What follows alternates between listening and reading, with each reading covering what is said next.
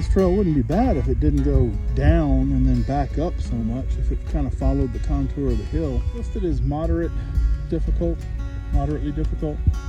So, you know, I think there's only one trail that's listed as difficult in this park. It's the downs and ups that make this trail difficult. Between that and the distance, a little over 1.5 miles. There's more real clear evidence of volcanic activity there, and then you can see Fort Davis off in the distance.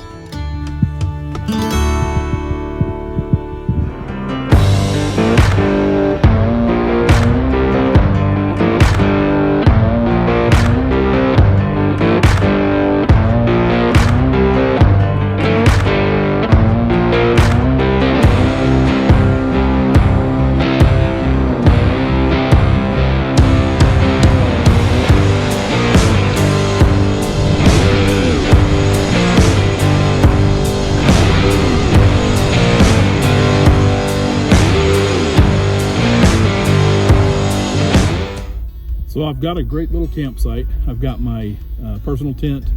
I've got my canvas up. I'm right next to the bathroom. But one thing that's a little disconcerting, we have threats of thunderstorms, and I did check. It doesn't look like it's actually going to be that severe. But if you think about it from this perspective, you never really know as far as flash flood conditions are concerned. And to be right next to the gauge, that's the runoff right there. It runs right along here, runs across the street there. And flash flood, well, I'm pretty sure it would spill up over the bank, and I'd end up scrambling to get everything I can back together before it hit. So my hope is that's building in the background there. You can see that dark cloud back there. Hopefully that's isn't going to be carrying too much. Welcome to Davis Mountain State Park. Located in the stunning Davis Mountains of West Texas, this park offers visitors a unique getaway experience. Nestled within the Chihuahua Desert and boasting an elevation of over 5,700 feet, Davis Mountain State Park is a haven for nature enthusiasts, hikers, birdwatchers, and stargazers alike. But did you know that this beautiful park owes its existence in part to the hard work and dedication of the Civilian Conservation Corps? The CCC was a public work relief program established during the Great Depression in the 1930s. It aimed to provide employment opportunities to young unemployed men while simultaneously conserving natural resources across the United States. Davis Mountain State Park was one of many national and state park projects undertaken by the CCC. Beginning in 1933, CCC enrollees worked tirelessly to develop and transform the land that would one day become this beloved park. They helped build roads, construct trails, establish campsites and picnic areas, and even constructed primitive cabins that are still in use today.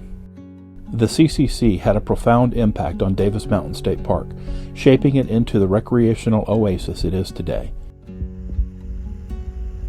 The workers not only developed the necessary infrastructure, but also worked on erosion control projects, restoration efforts, and water conservation initiatives to preserve the natural resources of the area.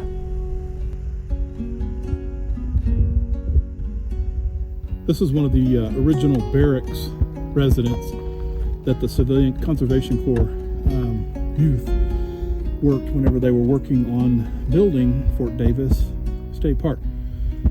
Sorry, not Fort Davis, Davis Mountain State Park. Fort Davis is down the road. So this is basically traditional adobe build, and it's barrack style, and it's where they stayed as they were building most of the buildings here. And I'm going to show you Comanche. I hope I got it right. There's a restaurant that's under renovation now, so it's not available to see. Otherwise, I would know exactly what the name is. But they built it brick by brick, along with the residence that you see behind me. So it's referred to Indian Lodge, not Comanche Lodge. And this was a lodge where the CCC employees, the workers in the 1930s, could go to enjoy a game of pool, some Domino's. They had 3 meals a day, and it was just more of a recreation area. I think now it's a restaurant, but there's construction going on all around it, and so there's a huge construction fence around it, so I can't get up to it.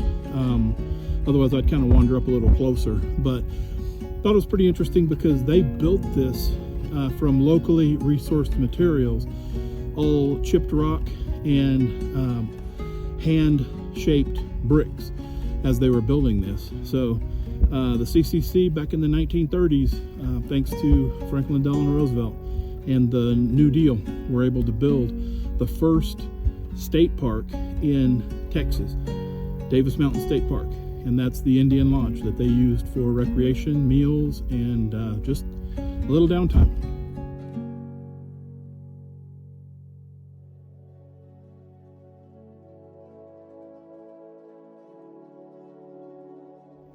One-mile trail, about a half a mile up in elevation, and now I'm looking down at the Indian Lodge.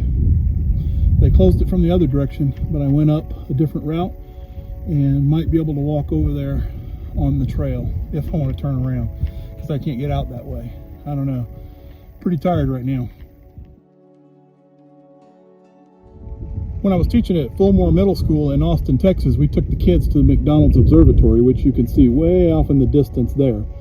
And the road actually runs right along this little ridge line right here.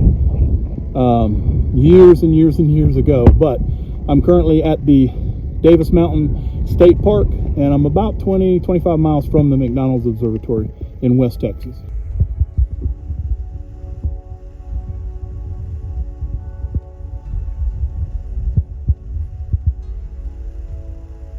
You can barely see his head right in the middle as he's walking down, but I tell you, he's got my admiration, because to go to the Indian Lodge, you have to go up that all the way around to that tip there, and then back down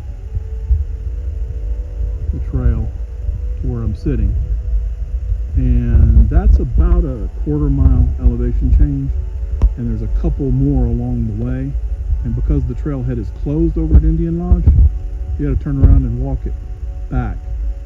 And I think that it's a mile over there, so 2 miles back and at least a half-mile elevation change. I think I'll pass the Indian Lodge and just head on back to the camp. From the entrance across the entire campground, of course there's a lot more on the other side of that mountain, but all the way down to my home. It's somewhere down there. Yeah, he's picking up from the dumpster, and that's the bathroom in the center there, and right through those trees is where I'm camping. Can't really get a good video of this without getting a little bit of a glare, but basically this picture behind me here is an image of all of the guys that worked together to make this little observatory possible. And it's really cool too, because it's would look like, say, the corner of someone's house, but as you look out into the area where they've done the work, you can see a little pond coming down here. You can see areas where there's bird feeders and big tree there, and several different types of birds that come in this area pretty regularly. And it kind of wraps around a little bit so that you can sit quietly and enjoy the view. And on a nice cool, say cool summer day, it's 76 now, so it's getting warmer, but to get a little respite from the sun and come in and enjoy this, it's pretty cool. This is the old Civilian Conservation Corps road that they used originally in 1930s to get to, actually to Fort Davis. When you get to the end of this trail, which is about a little over a mile and a half, there's another trail that heads into Fort Davis. So back in the 1930s, they didn't have the paved road to town. The Civilian Conservation Corps young men used this road to get into town. And of course, you've seen the route to the Indian Lodge. So, pretty good distance, but back at that time, or in that time, especially with the financial struggles of the country, they did what they had to do.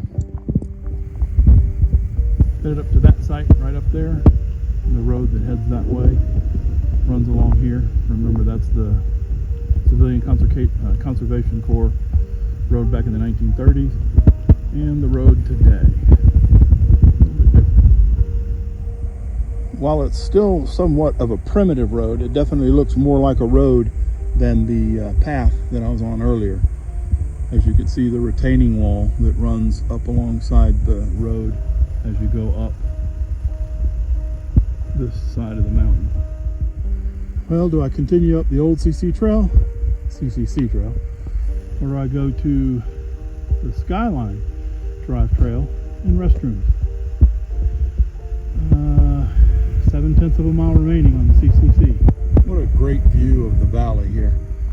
You can see the road coming in from Fort Davis, and as the crow flies, right there in the center is the entrance to the park, which is probably not even a mile, again, as the crow flies, but it's been about 1.25 miles or so of trail.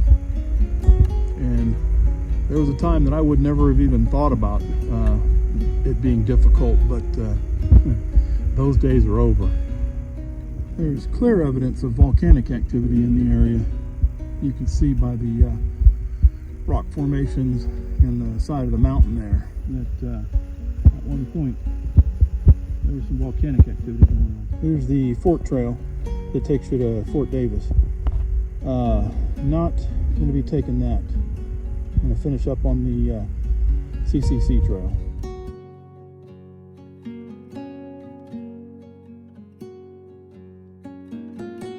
Today, visitors to Davis Mountain State Park can experience the legacy of the CCC firsthand. They can explore the CCC built trails, relax in the picturesque picnic areas, and even spend the night in one of the park's historic cabins. The reminders of the hard work and dedication of the CCC are evident throughout the park, reminding us of the important role they played in its creation and preservation. So come and visit Davis Mountain State Park and immerse yourself in the beauty and history that this unique destination has to offer. Whether you're seeking outdoor adventure or simply a peaceful retreat, this park and its CCC heritage will provide you with an unforgettable experience.